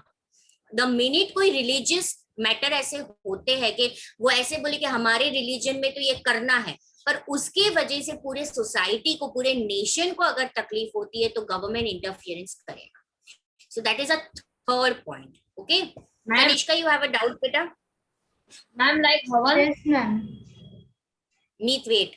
Yes, Tanishka, ask beta. Ma'am, if Punjabis wear pagri and what if they have an accident? See, that is, मैंने क्या बोला, वो किसको हार्म हुआ? उसके अकेले को प्रॉब्लम हुआ ना, right? He has to taken, उसने चॉइस लिया था, उसने ये बोला कि हमारे रिलीजन में ये मेन है, तो गवर्नमेंट ने बोला ओके ये सोसाइटी को हार्म नहीं कर रहे तो उनको छूट दे दी. तो अगर उसका एक्सीडेंट होता है तो किसको हार्म हुआ? उसको अकेले को हुआ, पूरे सोसाइटी में किसी को प्रॉब्लम नहीं हुआ. ठीक है, तो कुछ अगर हम छूट दे रहे हैं तो उसकी कुछ तो इफेक्ट्स हो गए ना. अगर मान लो कि उसको कंपलसरी बोला तो वो पूरे सिख कम्युनिटी अगेंस्ट हो जाएगी. समझ में आया? उसको फोर्स किया तो अननेसेसरी रिलीजियस कॉन्फ्लिक्ट होगा. अननेसेसरी रिलीजन ऐसे भी इंडिया में कुछ कॉमन नहीं है, हर बार होता ही रहता है रिलीजन को लेके. सो गवर्नमेंट हैव सीन कि हाँ अगर वो नहीं पहनता है हेलमेट तो वो पूरे सोसाइटी को हार्म नहीं होगा, पर अननेसेसरी पूरा सिख कम्युनिटी इकट्ठा हो जाएगा और कुछ प्रॉब्लम करेगी तो it will harm the whole society. So अगर उसका एक्सीडेंट होता है तो वो उसकी प्रॉब्लम है. ओके हाँ यश, यू हैव अ डाउट बेटा? Yes, ma'am. Ma'am, if they are not forced to wear helmet and if they have accident but with other people and the other people are harmed, so तो उसका तो जो legal procedure होगा वो होगा, उसको जो कंपेंसेशन देना पड़ेगा, उसको पेनल्टी देनी पड़ेगी, वो करेगा. तो मैम वो दूसरी कास्ट का होगा तो फिर उसे फोर्स नहीं करेंगे कि हेलमेट पहनो. अभी दूसरी कंट्री में जाएगा, दूसरी कास्ट का अगर होगा और सामने पंजाबी होगा तो पंजाबी और दूसरी कास्ट वाले का एक्सीडेंट हो गया तो फिर गवर्नमेंट पंजाबी वाले को नहीं बोलेगी कि हेलमेट पहनो. बिल्कुल नहीं बोलेगी. वही तो बोल रही, government never interferes in few religious matter. They never. Ma'am दूसरे लोग भी अगर पंजाबी ना हो तो वो लोग पगड़ी पहन के जा सकते हैं. आपको कभी सिख का पढ़ाया नहीं है? नहीं, आपको वो चैप्टर ओमिट था 7th में अबाउट द भक्ति movement, right? It is like Sikh, उनकी सिख के जो गुरु है गुरु गोविंद वाहेगुरु वाहेगुरु गुरु नानक ने जब गुरु नानक की ग्रंथ लिखी थी, बुक, जैसे हमारी होली बुक गीता है ना, उनकी भी ग्रंथ की बुक है, उसमें उन्होंने 5 के इम्पोर्टेंट गिनाए थे जो उनके रिलीजन में बहुत इंपॉर्टेंट है। 5 के केश, वो इसलिए उनके लंबे बाल रखते हैं, प्योरिटी मानते हैं, ठीक है। फिर कड़ा, आपको हर एक पता होगा कि सिख पहनता है कड़ा, ठीक है। फिर इतनी छोटी सी किरपान रखते हैं वो, खंजर, छोटी सी kirpan, K, see everything is related to K. फिर किरपान मतलब छोटा सा डैगर, नाइफ, छोटी सी डैगर होती है, नाइफ, उनको यहाँ पे एक अंदर उन्होंने अपनी सुरक्षा के लिए वो रखा होता है, to defend themselves, right. They have kept the long hair, why they keep a small comb, right. तो लंबे केश, कंगी, ये 4th है। जब भी वो लंबे केश से कंगी करते हैं, यानी अपने दिमाग से वो नेगेटिविटी निकालते हैं। कड़ा, ये करने की गलती से उनके हाथ से किसी के साथ बुरा बर्ताव हो जाए उनके हाथ से, तो कड़ा से उनको पता चले कि हम ये बुरा काम कर रहे हैं। किरपान, अपने आप को डिफेंड करने के लिए, right. So these are the few K which all Sikh have to follow, and that is why this their case, ये negativity ना हो उसको protect करने के लिए they wear this turban.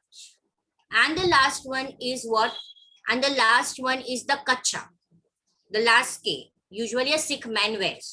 Okay, तो जब ये ग्रंथ बना रहे थे तो उन्होंने ये बोला था कि सिख के रिलीजियस को ये मेन माना जाता है।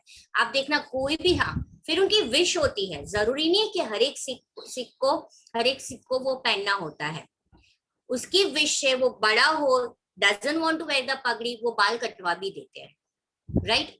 The religion doesn't force everyone, पर वो क्या होता है, बचपन से ही वो लोग सब उस देखते, जैसे हम लोग जिस एटमॉस्फेयर में भले हम जो अपने रिलीजियस कल्चर को देखते हैं, जैसे जैनिज्म की बात करो तो वो घर पे ही वो एटमॉस्फेयर देखते हैं कि इतने टाइम देरासर जाना, इतना टाइम उन लोग का जो पोल्यूशन होता है वो करना होता है, किसी को फोर्स नहीं करते। मैं वो लोग सनसेट के पहले भी खा लेते जैन लोग। यस, तो ये किसी और उन जैनिज्म में भी किसी को फोर्स नहीं किया जाता है, right. But it comes by birth, same way Sikhism जो है वो बाय बर्थ, हर एक रिलीजन को अपना फॉलो करना होता है। सो ये सिक्का इसीलिए था कि ग्रंथ में, उनकी होली बुक में ये रखा गया था compulsory, so that is the reason they follow, but it is not forcefully to everyone. Okay, yes ma'am, अगर सिख है उसके रिलीजन में पगड़ी मतलब पगड़ी पहननी पड़ती है, और वो दूसरे कोई कंट्री में जाता है और वहाँ पे भी ऐसा रूल होता है हेलमेट पहनने का, तो गवर्नमेंट उस कंट्री की गवर्नमेंट अलाउ करती है? नहीं, उसको काफी प्रॉब्लम आते हैं, काफी सिख को प्रॉब्लम आती है, कई बार डिस्क्रिमिनेशन होता है कि जैसे कि हम एग्जाम्पल टर्बन को लेके महात्मा गांधी जी की भी बात कर सकते हैं। जब वो साउथ अफ्रीका में थे, डरबन कोर्ट में जब वो गए थे, तो डरबन कोर्ट के जज ने उन्होंने बोला था कि हम इस कोर्ट में आपको तभी आने जाएंगे जब वो बैरिस्टर करने साउथ अफ्रीका गए थे, कि आपके सिर में जो आपका टर्बन है वो बाहर निकाल के आओ। और महात्मा गांधी जी ने क्या बोला था, मैं कोर्ट छोड़ के चला जाऊंगा पर मेरे सिर की टर्बन नहीं निकालूंगा, राइट। टर्बन क्या होता है? टर्बन क्या होता है? There are different shapes and of, हर एक रिलीजन की अलग अलग टर्बन होती है, यानी कि पहनने का पगड़ी, राइट। आपको पता है ना, हर एक रिलीजन की अलग अलग स्टाइल की होती है पगड़ी। राजस्थान की अलग होती है, हमारे गुजरातियों में एक अलग होती है, महाराष्ट्र की अलग होती है, सिख की अलग होती है, उसको टर्बन बोलते हैं। ओके, मुस्लिम्स भी पहनते हैं, वो ओवल गोल शेप की पहनते हैं मुस्लिम्स, राइट। तो अलग अलग कंट्री की अलग अलग रिलीजन की भी होती है। तो इसी तरह महात्मा गांधी जी ने टर्बन कोट से वो बाहर चले गए थे, but he was not ready to remove the turban from his head. तो yes, Sikh people do experience the discrimination when they go to the different country, right? पर यूजुअली बाहर की कंट्री में ज्यादा तो 4-व्हीलर होता है, 2-व्हीलर इतना नहीं होता है, तो हेलमेट का इतना सवाल नहीं आता है। Usually easy they drive mostly 4-व्हीलर, पर इन अदर भी उनका डिस्क्रिमिनेशन होता है। यस मैं, अगर कोई भी सिख ना हो पर ऐसा वो चीटिंग करे कि वो माथे पे पगड़ी पहन लेता हूँ, अब वो तो इंडिया में बहुत कॉमन है ना। मैंने भी यही पूछा चैट में। हाँ, मैंने चैट में पढ़ा। अब see very simple, we just talk about our Ahmedabad. हमारे हर एक सिग्नल में कैमरा लगा है और बोला है कि एक क्रॉसिंग लाइन से आगे आपको जब सिग्नल में रुकना है जिब्रा क्रॉसिंग के आगे आपका व्हीकल नहीं जाना चाहिए, वरना वो फोटो कैप्चर हो जाती है और हमें मेमो कार्ड आता है. You know what we Gujarati people do, वो नेम प्लेट को ही हम टर्न करके रखते हैं, जिसकी वजह से कैमरा में वो कैची ना हो. वरना फिर जो होता है ना टेप से उसको कवर कर देते हैं पूरा. यस, टेप से उसको कवर कर देते हैं. सो अब इसमें बेचारी गवर्नमेंट किस किस को पकड़े? It depends upon us how we have to be very honest to our government. But ये गवर्नमेंट ने लॉ अलग अलग बनाया है कि अगर आप एक लाइन पे चल रहे हो हाईवे में तो आपकी इतनी स्पीड होनी चाहिए, इस साइड पे हो तो इतनी स्पीड होनी चाहिए. Of course, yes. That they have to make the law. और हमारे में तो फिर भी बहुत लिबर्टी है. आप फॉरेन कंट्री में जाओ तो एक स्पीड से आगे आता है. तो ये you know what is the reason for the speed in the highway? Can anyone tell me why they have road accidents? They travel on highest. और मैम रोड के बाजू में जो लेफ्ट साइड वो जो छोटा जो होता है ना सर्विस रोड जैसा, सर्विस रोड, उसमें भी लोग वो स्पीड में चला जाते हैं ट्रैफिक के चक्कर में. अरे ये चलो हाईवे कथन, तो हाईवे की बात छोड़, हमारे बीआरटीएस का ही तू सीन देख लेना. लोग बीआरटीएस के ट्रैक में भी व्हीकल चला देते हैं, 2 व्हीलर 4 व्हीलर. हाँ मैम ऐसा भी करते हैं. सो मैम बट दोनों साइड की लाइन के लिए अलग अलग रखोगे तो कितने याद रखेंगे? वही तो है बेटा, दे हैव टू कीप. ये द रीजन इज, जय ने बोला कि एक्सीडेंट ना हो. और आपको पता हो तो इंडिया में मैक्सिमम रोड एक्सीडेंट होता है. Yes ma'am. एक सिंपल लिमिट रख दो ना कि दोनों साइड के लिए इक्वल लिमिट. नहीं रख सकते, बिकॉज हैवी लोड व्हीकल्स होते हैं, 2-3 व्हीलर्स 4 व्हीलर्स होते हैं, काफी सारा होता है. वी से कि भाई गवर्नमेंट को सिर्फ यही करना है, but it is never easy to manage Indians. See, it is never easy. यही इंडियंस फॉरेन कंट्री में सीधे रहते, राइट? मैं आपको बताऊं, जब फॉरेन के अंदर है ना, अब एक ऐसा ऐप भी है मैम जिससे कि आप स्पीड कैम कहाँ का लगे ना आपके एरिया के पास, वो आप जान सकते हो. यस मैम रोड पे लेफ्ट साइड जाने के लिए उस रेड सिग्नल हो तो भी हम जा सकते हैं, तो उसमें लेफ्ट साइड जाने की जगह ही नहीं छोड़ते लोग. ओके चलो, अभी ये डाउट सिख वाला खत्म हो गया. वो मैंने पॉइंट, तनिष्का को कुछ बोलना. हाँ बोलो Tanishka. Ma'am, when I shifted to Surat, there was my friend who is Punjabi, and her brother had cut his hair and did not wear pagri, but they still wear that kada. And ma'am, in my neighbor, there is one friend and who is Jain, and ma'am, they follow every dharam they have in Jainism. And ma'am, Ma'am, how could I tell them that what they have done wrong? It is like, see, if you're doing something wrong, तो हाथ में जब कड़ा होता है तो वो उनका सिंबल है कि आपको किसी के साथ गलत नहीं करना. वो सिंबल रियलाइज करवाता है कि जब भी हाथ में आपने कड़ा पहन, हर एक चीज का उनको सिंबलाइज दिया है कि जैसे लंबे बाल करोगे तो ही आप कंघी करोगे ना प्रॉपर, तो वो यहाँ से लंबे तक आप के सिर में से नेगेटिविटी निकाल रहे. और देखना अगर कोई भी सिख होगा ना, उसके इसके पास इतना, सरदार जी जो होगा उसके पास इतनी छोटी सी कंघी भी होगी, right ma'am? Like in Kesari. हाँ मैम, केसरी के मैं एंडिंग में भी मैं बोला था कि मुझे मार दो है, पर और ये जो डैगर है डैगर निकालता है, वो सिख जो लड़कियां होती है ना वो भी अपने साथ रखती है. वो डैगर, छोटा सा डैगर, वो भी अपने आप पहनती है. ब्लैक कलर का बेल्ट होता है और वो उसके अंदर वो छोटी सी डैगर, वहां पे किरपान बोलते हैं, वो लोग रखते हैं for their protection, for defending themselves. देखिए मैम, अगर वो लोग सीखते भी है अपने आप का, जो उनका कोई सम स्वॉट समथिंग कुछ होता है, वो भी उनको सिखाया जाता है. मैम बड़ी बड़ी तलवारें होती है. हाँ मैम, वो अगर उन लोगों को वो छोटी सी जो नाइफ जैसा लेते हैं, अगर उन लोगों को पुलिस पकड़ दी और चेकिंग में वो निकलता है तो पुलिस उन लोगों को अरेस्ट करेगी. मैंने बोला ना बेटा, नहीं, क्योंकि वो उनके रिलीजन में है. They can have, that is they are having in that religion. छोटी सी they can harm also. Yes, they can harm also. But हाँ, अगर वो हार्म करता है तो उनपे लीगली भी, मैंने क्या बोला, जब तक वो सोसाइटी को हार्म नहीं करेगा गवर्नमेंट कुछ नहीं बोलेगी. सी, मैंने समझाती हुए बार बार मैं वही बोलती हूँ, जब तक सोसाइटी को हार्म नहीं होता, सुनो ठीक है, उसको अपने आप को डिफेंड करने के लिए उसको दिया, किसी को मारने के लिए नहीं. पर वही डैगर से वो किसी को मारता है तो वो सोसाइटी को हार्म हुआ, तो उस पे केस चलेगा, तो लीगली हो जाएगा वो, समझ रहे हो? पर उनको सिखाया वही जाता है ना कि किसके लिए है ये सब। चलो, now let us come to the third strategy which Indian secularism works to prevent the domination, right? अब मैं आपको यही यहाँ पे समझा रही हूँ कि ये थर्ड पॉइंट में ये समझाना चाहते हैं कि whenever government think that some religious practice harms the society, government intervene, यानी government उस religious community में interference करेगा, right? वो क्या करेगा? Interference करेगा. Okay, Tanishka, you read the third way in which point. Yes, ma'am. The third way in which Indian secularism works to prevent the domination. Listened earlier is through a strategy of invention. You read earlier in this chapter about untouchability. This is a good example where members of the same religion, upper caste Hindus, dominate other members, some lower caste within it. In order to prevent this religion-based exclusion and domination of lower caste, the Indian Constitution bans untouchability. In this instance, the state is intervening in religion in order to end a social practice that it believes discriminates and excludes, and that violates the fundamental rights of lower caste who are citizens of this country.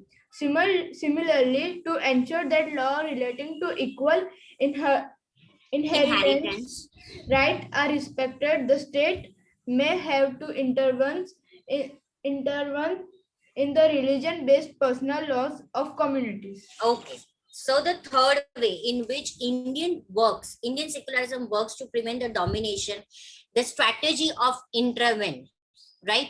We saw the second strategy of non-interference. Now the third strategy is of interference.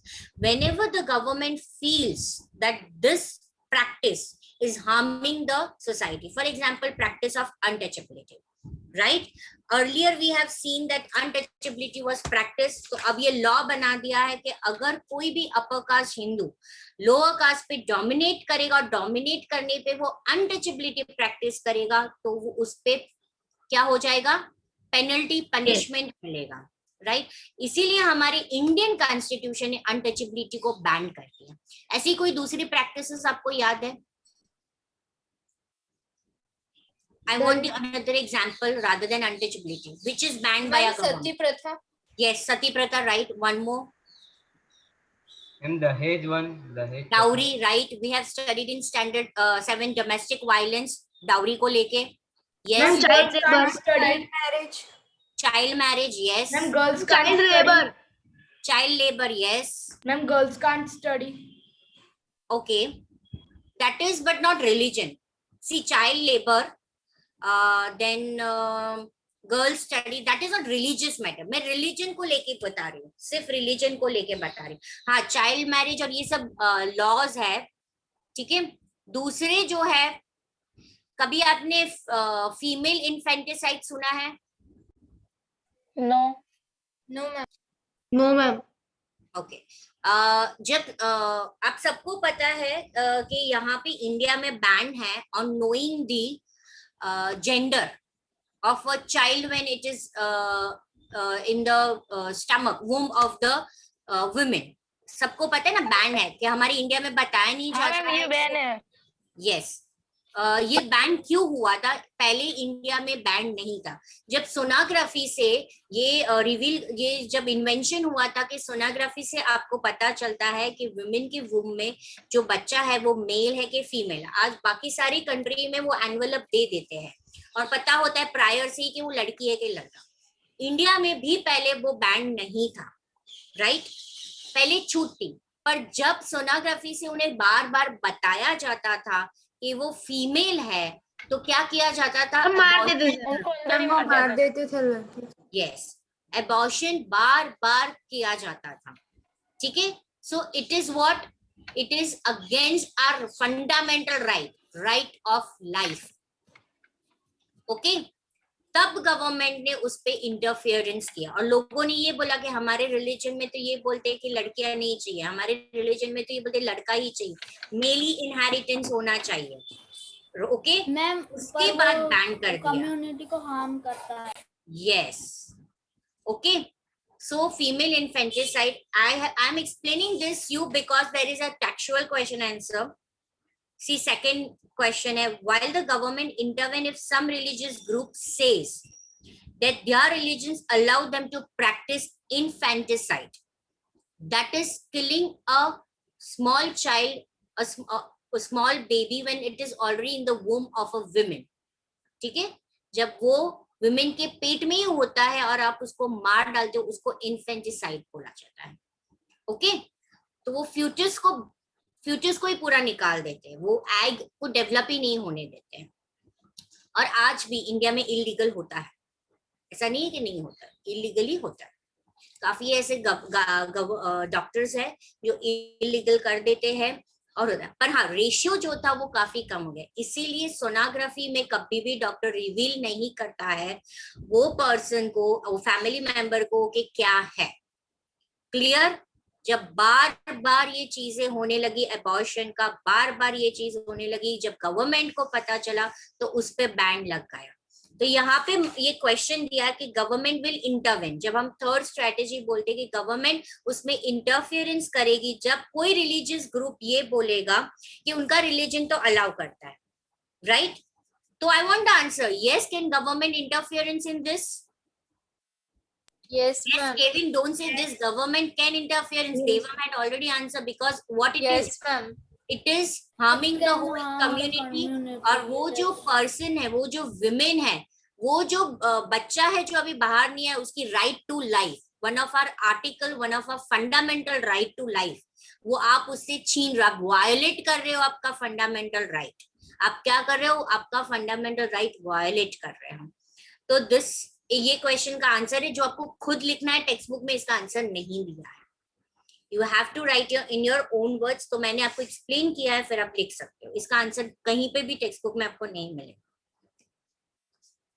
Okay तो ये third strategy यही बताता है कि जब भी government को लगे कि कोई रिलीजियस कम्युनिटी अननेसेसरी प्रैक्टिस कर रहा है तो वो इंटरवेन करेगा।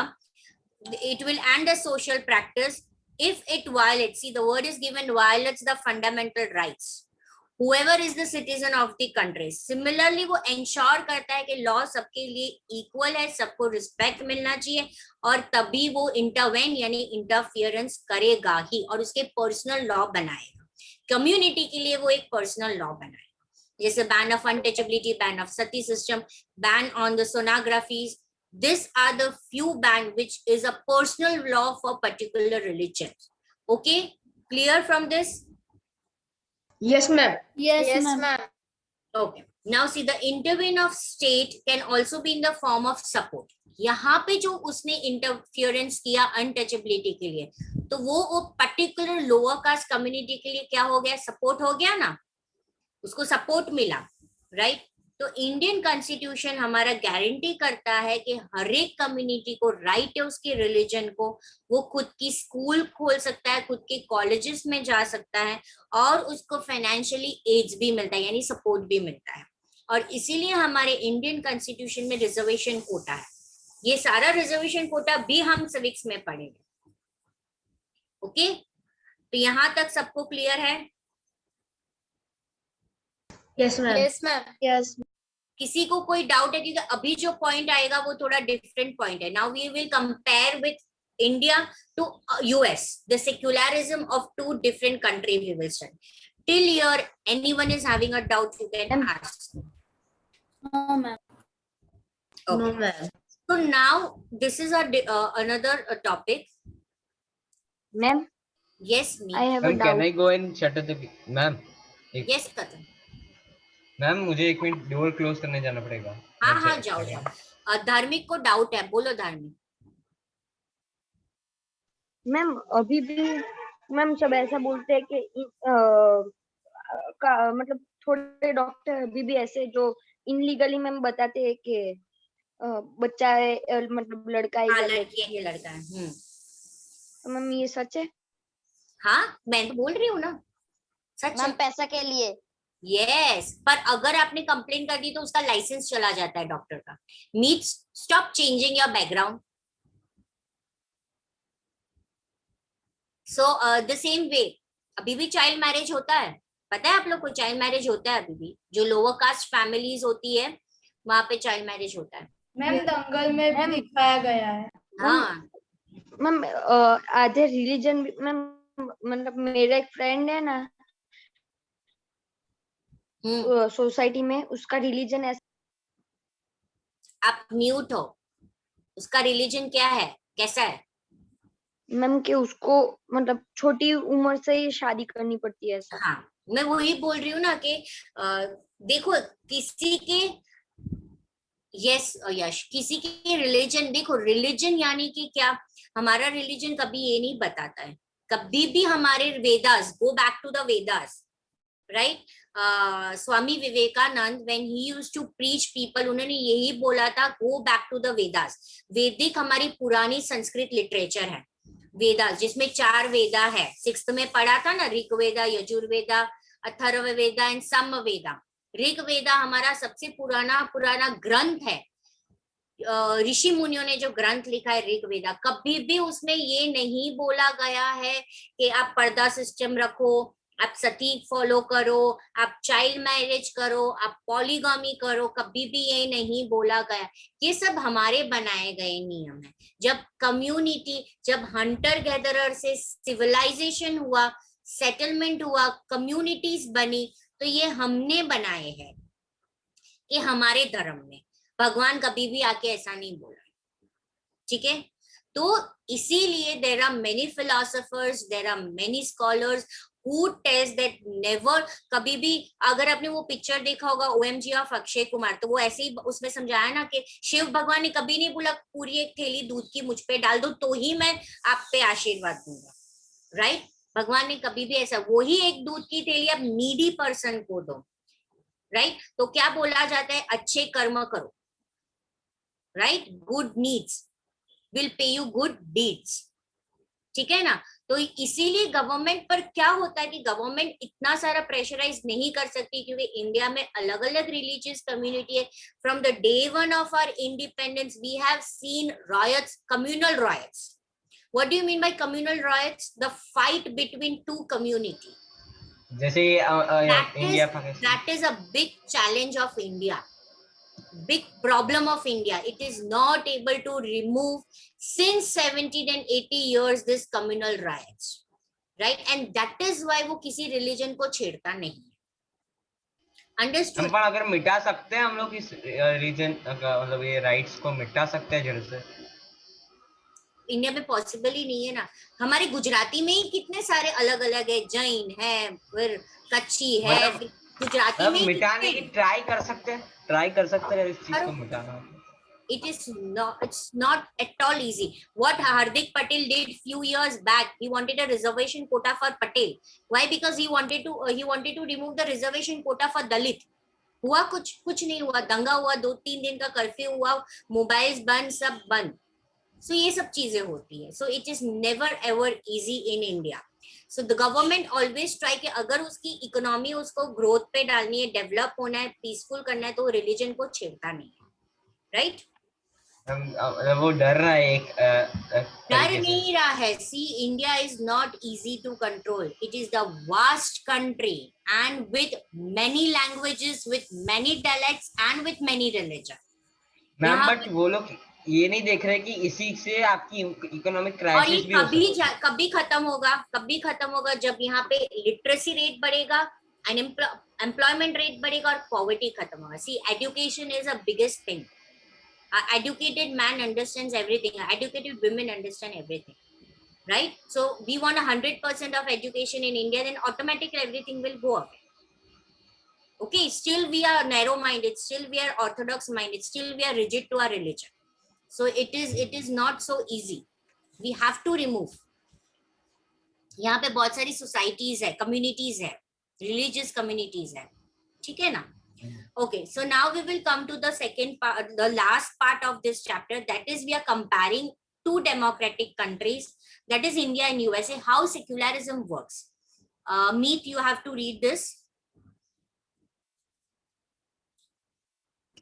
Yes, ma'am. Ma'am, from that the intervention of the state. No, उसके नीचे वाली line. Ma'am, in what way is the Indian? Yes, start reading. Yes, ma'am. Whole paragraph? हाँ, start reading. In what ways is? Ma'am, on which line we are, ma'am? 20, page number 24, the third paragraph में 2 ही line है, वो वाला. उसकी वहां से वो continue कर रहे हैं. Can you see it? अच्छा, हाँ. चलो, continue. In what way is Indian secularism different from the other democratic countries? Some of the above objectives are similar to those that have been included in the constitutions of secular democratic countries in other parts of the world. For example, the First Amendment of the US Constitution prohibits the legislature from making laws respecting an establishment of religion or that prohibit the free exercise of religion. What is meant by the word establishment is that the legislature cannot declare any religion as the official religion, nor can they give preference to one religion. In the USA, the separation between state and religion means that neither the state nor the religion can interfere in the affairs of one another. Okay, so now they're talking about the United States. Again, they follow the same objective of secularism, but they don't apply the third one, government intervene. Totally separate. Religion government में interference नहीं करता, government religion में interference नहीं करती है. क्योंकि वहां पर राइट्स ही नहीं होते. यस, वहां पे राइट्स ही नहीं है. यूएस कॉन्स्टिट्यूशन, जब ये पेंडेमिक चल रहा था ना, तो ट्रम्प ने क्या बोला था? मास्क पहनना है तो पहनो, नहीं पहनना है तो मत पहनो, आपकी चॉइस है. ठीक है, कुछ भी कंपलसरी नहीं किया था वहां पे. यूएस में आपको बाहर जाना है तो घूमो, नहीं घूमना है तो मत घूमो. Okay, so over there it works like that. तो amendment of the US constitution prohibit करता है, यानी लेजिस्लेचर कभी भी ये लॉ नहीं बना सकता है कि एक रिलीजन को प्रमोट करो, एक रिलीजन को प्रेफरेंस करो और कोई भी एक रिलीजन को ऑफिशियल बनाओ. और यूएस में separate between state and religion means state nor religion एक दूसरे के अफेयर में इंटरफेरेंस नहीं कर सकते हैं. यानी यहाँ पे थर्ड स्ट्रेटेजी अप्लाई नहीं होता है. There is one significant way in which Indian secularism differ. हम एक पॉइंट में डिफर करते हैं, वो ये पॉइंट में कि जहां पे उसको लगे कि रिलीजियस प्रैक्टिस हार्म कर रही है तो वो इंटरफियरेंस करेगी. पढ़ो वो थर्ड पैराग्राफ, लास्ट पैराग्राफ वाला. मीट पढ़ो, कंटिन्यू करो. मैम. यस देवा. मैम, मुझे एक डाउट है. हाँ मैम, मतलब अगर आपने बोला कि कोई भी ऐसा नहीं कह सकता कि एक ही रिलीजन को फॉलो करो या फिर, पर अगर कोई प्राइम मिनिस्टर होता है और वो ऐसा रूल बनाता है कि एक ही रिलीजन को फॉलो बेटा, करो, इंडिया तो में कौन पॉसिबल नहीं है. इंडिया में हमारे कॉन्स्टिट्यूशन में लॉ बना दिया है कि आप कभी भी भले आप प्राइम मिनिस्टर हो फिर भी आप नहीं एक रिलीजन को ऑफिशियल बना सकते हो. वही तो बोला है, ये कॉन्स्टिट्यूशन का लॉ सबसे पहले प्राइम मिनिस्टर प्रेसिडेंट को ही फॉलो करना है, उसके बाद हमें फॉलो करना है. समझ में आया देवम? See, why again and again we are saying it is included in our constitution, it is included in our constitution, because whatever the rules and laws are there in the constitution, it is not only we have to follow, but who has to follow first?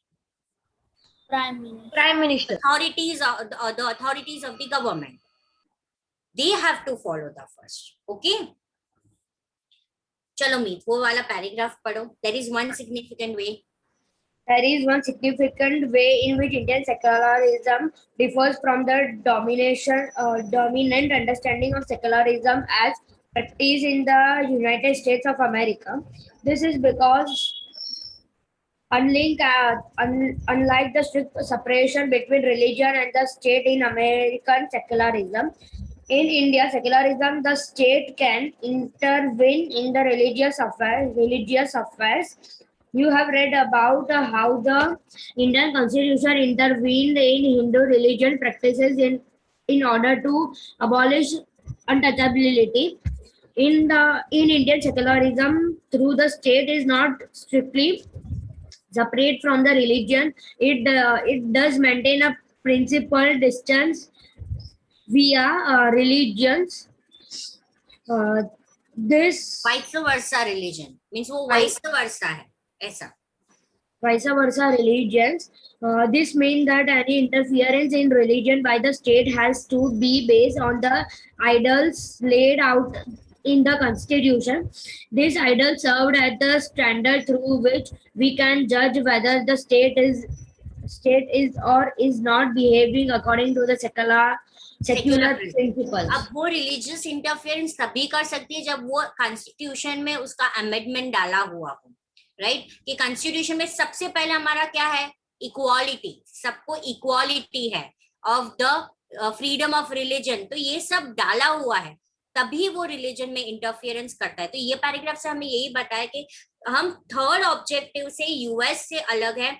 US में totally ban है कि आप कभी भी interference नहीं कर सकते हो, भले वो रिलीजन गलत कर रहा हो, फिर भी आप उसको कुछ भी बोल नहीं सकते हो. पर हमारे इंडियन सेक्युलरिज्म में जब भी उसको लगे, because it is written in our constitution, right? It is written in our constitution, so we can intervene. बस इस पैराग्राफ में कुछ लर्न करना जैसा नहीं, कुछ भी नहीं, यही गोल घुमा के वही हमें बता रहा है कि अगर गवर्नमेंट चाहे तो वो इंटरफियरेंस कर सकता है. Clear everyone? Pankti, you have to complete the last paragraph. Yes, ma'am. The Indian state is secular and works in various ways to prevent religious domination. The Indian Constitution guarantees fundamental rights that are based on these secular principles. However, this is not to say that there is no violation of these rights in Indian society. Indeed, it is precisely because such violations happen frequently that we need a constitutional mechanism to prevent them from happening.